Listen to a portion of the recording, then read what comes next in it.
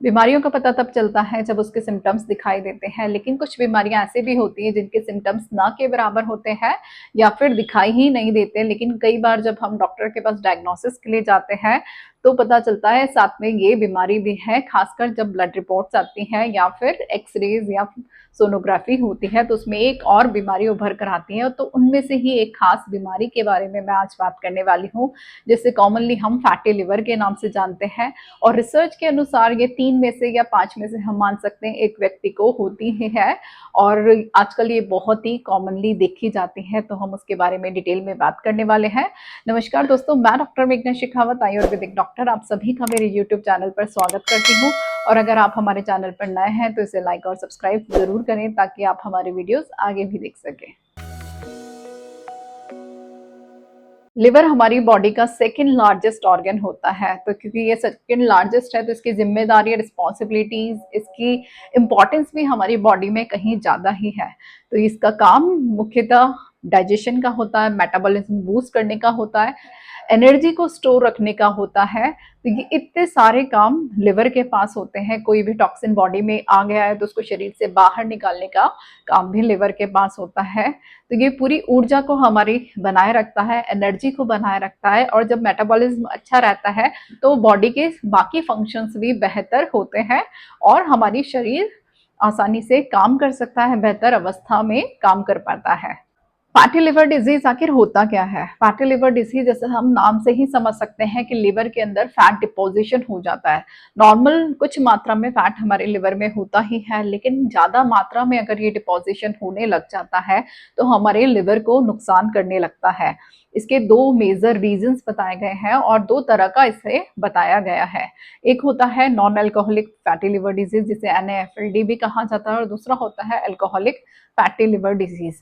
तो non alcoholic fatty liver disease की जब हम बात करते हैं तो ये भी दो तरह से होता है। एक होता है जिसमें कम कॉम्प्लिकेशंस होते हैं, लिवर डैमेज नहीं होता है, इसके सेल्स डैमेज नहीं होते हैं, फाइब्रोसिस, सिरोसिस जैसी कंडीशन पे वो नहीं पहुंचा होता है। तो ये कि माइनर स्टेज के अंदर हम जान सकते हैं। लेकिन थोड़ी सिवियरिटी वाली कंडीशन में इसे नॉन अल्कोहलिक स्टेटोहेपेटाइटिस भी कहा जाता है, जहां लिवर के अंदर इन्फ्लेमेशन हो जाती है, उसके सेल्स डैमेज होने लग जाते हैं, स्कैरिंग होने लग जाती है लिवर की, और ये फाइब्रोसिस जैसी कंडीशन यानी कि हार्डनेस लिवर की होने लग जाती है, उस कंडीशन में पहुंच जाता है। लेटर ऑन स्टेजेस में ये सिरोसिस जैसी कंडीशन में भी बदल जाता है और कई बार लिवर कैंसर के भी चांसेस बन जाते हैं। तो ये एक थोड़ी सीवियर कंडीशन है और कहीं ना कहीं लिवर का डैमेज बहुत ज्यादा कर देती है। अल्कोहलिक फैटी लिवर डिजीज इस वजह से होता है जब व्यक्ति या कोई भी पर्सन बहुत लंबे समय से अल्कोहल ले रहा है और ज्यादा मात्रा में ले रहा है, रेगुलर ले रहा है, तो उसकी वजह से अल्कोहलिक फैटी लिवर डिजीज हो जाता है। ऑल्दो हमारा लिवर अल्कोहल को ब्रेक डाउन कर देता है और उसके टॉक्सिन्स जो होते हैं या फिर जो वेस्ट मटेरियल होता है बॉडी से बाहर चल जाता है, लेकिन इस ब्रेक डाउन प्रोसेस के अंदर कई बार ऐसे कुछ सब्सटेंस बन जाते हैं जो लिवर को हार्म करते हैं, सेल को डैमेज करते हैं और उसमें लेटर ऑन फाइब्रोसिस जैसी कंडीशन, सिरोसिस जैसी कंडीशन और लिवर कैंसर जैसी कंडीशन भी डेवलप हो सकती है। तो अगर ज्यादा मात्रा में अल्कोहल लेते हैं तो उसकी वजह से ये बहुत सारी कॉम्प्लिकेशन फेस करनी पड़ सकती है। लेकिन NAFLD का रीजन अभी तक पता नहीं है, या नोन रीजंस की वजह से होता है, कई बार लाइफस्टाइल डिजीजेस की वजह से भी होता है। फैटी लिवर डिजीज होने के चांसेस किनको होते हैं, यानी कौन लोग रिस्क पर हैं? तो जो पेशेंट डायबिटिक हैं या फिर प्री डायबिटिस स्टेज में है उनको फैटी लिवर डिजीज हो सकता है, या फिर जिनको हाई ब्लड प्रेशर है, हाई कोलेस्ट्रॉल है, या ट्राइग्लिसराइड भी उनका बढ़ा हुआ है, ब्लड में फैट लेवल बढ़ा हुआ है, उन लोगों को फैटी लिवर डिजीज हो सकता है। ओबेसिटी भी एक बहुत बड़ा कारण है। फैट डिपोजिशन यहाँ पे लिवर में बहुत आसानी से हुआ करता है।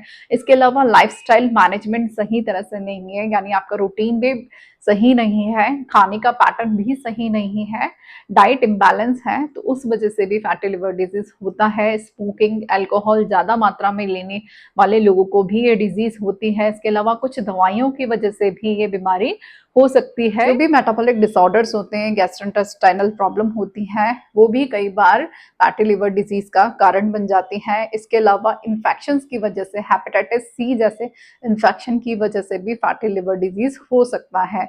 कई बार बॉडी में टॉक्सिन्स बढ़ने की वजह से भी फैटी लिवर डिजीज देखा जाता है, और इसके कई कारण तो हमें पता ही नहीं है, उस पर रिसर्च भी चल रही है। इसके सिम्टम्स जो होते हैं ना के बराबर होते हैं, जो जनरल सिम्टम्स होते हैं वही अक्सर देखे जाते हैं।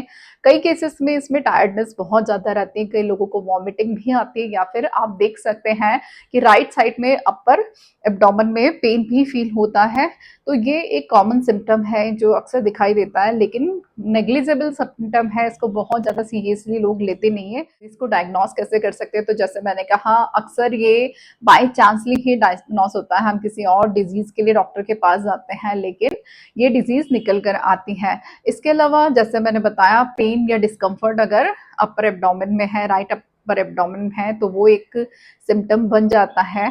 ये एक्सरे के माध्यम से, सोनोग्राफी के माध्यम से, या ब्लड रिपोर्ट इसकी कराई जाती है, उसमें डायग्नोस किया जा सकता है। इसके अलावा फिजिकल एग्जामिनेशन पे भी अगर टेंडरनेस ज्यादा लिवर साइड में दिख रही है, या इनलार्जमेंट दिख रहा है पैल्पिटेशन करने पे, या फिर पेट ज्यादा बड़ा हुआ है, तो वो भी एक सिम्टम होता है, और एग्जामिनेशन टूल होता है जिससे हम पता कर लेते हैं कि लिवर डिजीज या फिर फैटी लिवर डिजीज आपको हो रखी है।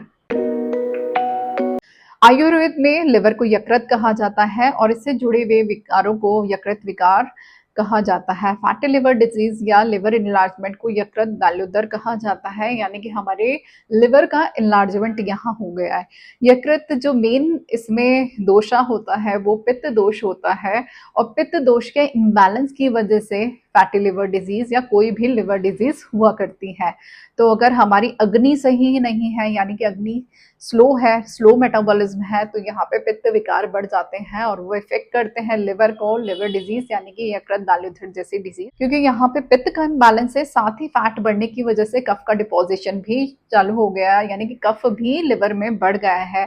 तो हमें ऐसा उपचार करना होगा जिससे ये slow metabolism fast metabolism normal metabolism में भी कन्वर्ट हो जाए, लिवर पे फैट का डिपोजिशन भी हम कट कर सकें, और बॉडी वापस स्वस्थ अवस्था में हो जाए।